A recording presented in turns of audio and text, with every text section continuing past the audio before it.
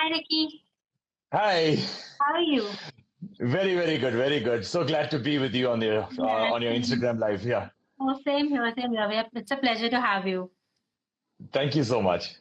So tell me, how is your quarantine period going on right now? It's all about adapting to a completely new lifestyle. That's what it is at the end of the Yeah. day, because all of us musicians, we are so used to traveling all the time and performing in front of audiences, and we Yeah. love to see a lot of people at the same time in front of us. So right now it's just a change in lifestyle, adapting to the new way of working and trying to figure out how to, how to do things online and how to sit down in one place and create music. So, how are you keeping yourself busy actually during the quarantine? Is there like something particular that you're doing? I guess creating a whole lot of new music, number one.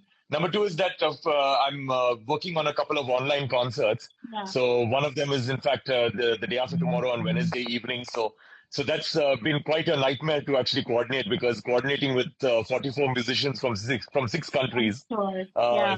yeah, and then rehearsing with all of them, get making sure that everybody knows their parts and things like that. So it's been quite an effort. So it's quite unprecedented and quite an effort. So that's been Yeah. keeping me extremely busy. In fact, I'm far more busier now than what I used to be. I even feel you even had like a concert for children recently on April 12th. How was that? That went off really well. That was a very intimate concert. It was just the two of us. The Yeah. Lonnie Park, a Grammy nominee from New York, Yeah. and I. We joined hands and we did that concert, and it was specifically for children because we wanted to do something for children. Yeah. So that went off really well. I was extremely happy for that. Like almost like I think 12 or 13,000 people tuned in, so it was really nice. Okay. And so, tell me more about this concert that you're doing on Earth Day. Like, how is it coming about? And like you already mentioned that it's very chaotic to, coordinate with so many people. But how is it coming about? And what was like, like the one idea behind keeping this concert on 22nd? So basically, it's Earth Day, April 22nd. So the thing is that since I'm along with being a musician, I'm an environmentalist. So I Yeah. had to do a concert on Earth Day. It was very important for me to do Yeah. one. And in fact, I was supposed to do a concert in Washington D.C. on April 22nd, but unfortunately, it got cancelled. Mhm. So yeah, so I brought together all these musicians, and we are doing this concert in support of the World Health Organization and the COVID Solidarity Relief Fund. So yeah, so basically that. So the whole concept is about a healthier planet and healthier people. And the musicians that we have, we've got, as I mentioned, 44 musicians from six countries, including Yeah. five Grammy Award winners. We've got Baba Mal from Senegal, who is, if you watch the Black Panther movie, it's got a lot of African singing voices in the background. All those Yeah. voices are basically Baba Mal's voice. And we have the one of the top choirs from Africa, that is the Zanzi Youth Choir. 30 members of the choir have joined us, all from their own homes. So Yeah. you can imagine how chaotic that must have been to I'm get sure. I'm sure. everybody to rehearse individually, you know. And they're also doing a little bit of a dance, so they have to coordinate their dances. Oh, So wow. everybody had to be taught the dances separately, and now we are hoping that for the live telecast, all of them are going to be doing the same step at the same time in their own homes, you know. Okay, so I want to ask you, you being a, who is has been your inspiration throughout your musical career? Like, who would you say is your favorite musician of all time? So the thing is that for me, the way that it works with music is that music does not inspire me to create more music. It's basically other things, you know, other mediums. Like for example, I watch a movie and I feel inspired to make music, or I go into nature, or I go into a forest and or I meet an animal, and and that basically inspires me to create music. But at the same time, there have been a couple of musicians who have inspired me with the way they've led their lives. Like Yeah. for example, Pandit Ravi Shankar.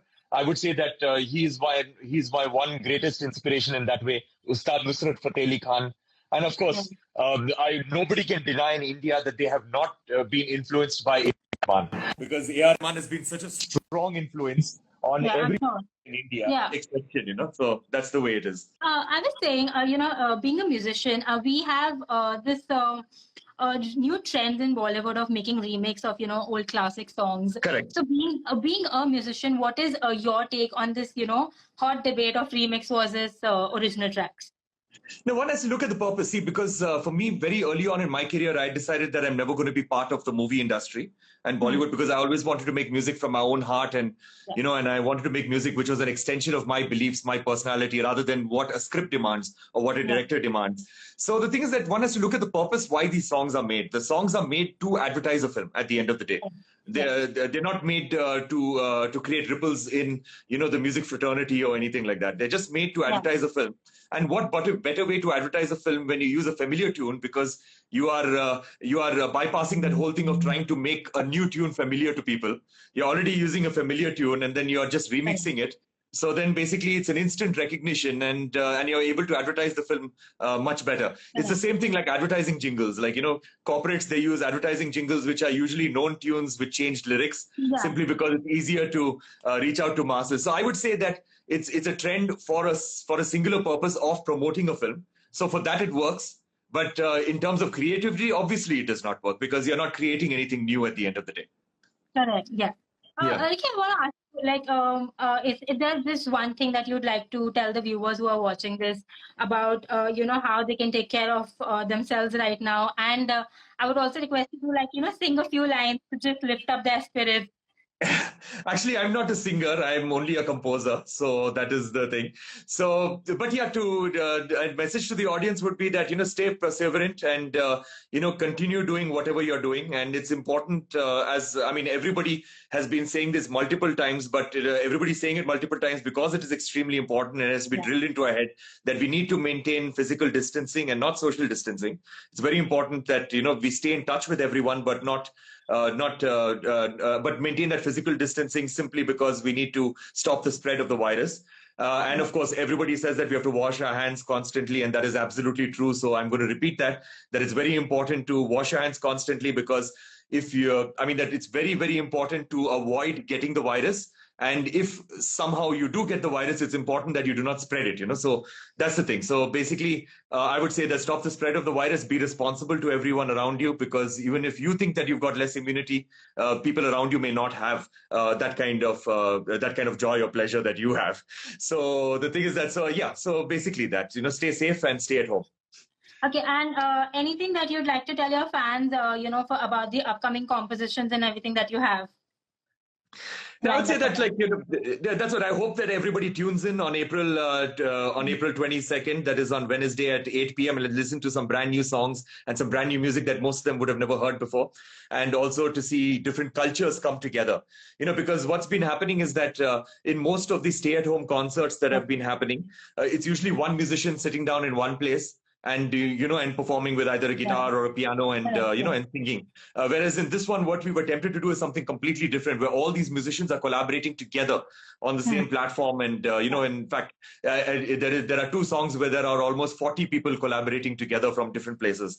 So that's what. So it'll be a very, very unique experience. So I hope I see all of you all tomorrow at 8 o'clock. Tomorrow at 8 o'clock. Day after tomorrow at 8 o'clock on Earth Day. Okay. Thank you so much for talking to us, Ricky. It was a pleasure talking to you. Thank you so much. All my very best wishes. Yeah, you too. Thank you.